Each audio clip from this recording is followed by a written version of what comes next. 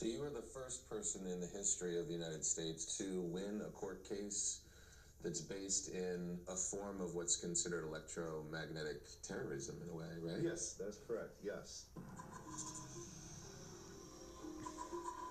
How long did it take you to build a case? It took me a year and a half to build a solid case.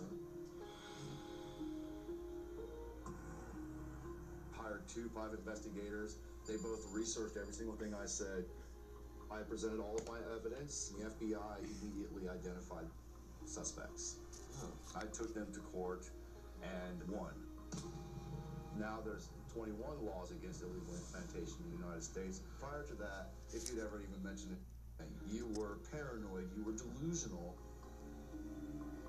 When you talk to someone like James, what seems far-fetched and unbelievable then becomes really understandable. Having these implants in his body, it's a very real example of mind control.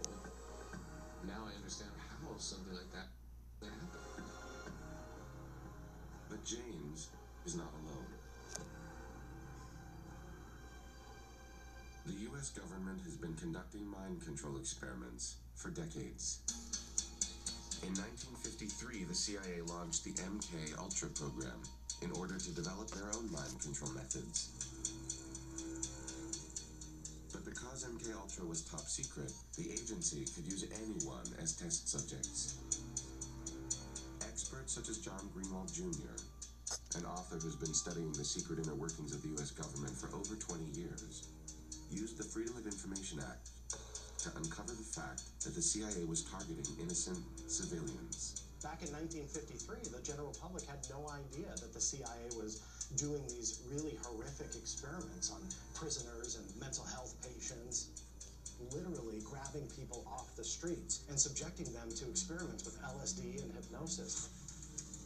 They also started experimenting with physical torture, subjecting people to the lack of sleep for days at a time, to really experiment with how far the human body would go until it snapped. They had instances where they actually killed people. People died because of their experiments. To this day, the United States government has never fully disclosed all aspects of MK Ultra, but many speculate the program rewrote the book on the use of mind control in war. In the world of government research, if you do something for 20 years, you know darn well that they did something worthwhile and worth pursuing. Could this still be happening today? If it is, how do you control someone's mind? At a laboratory called Backyard Brains,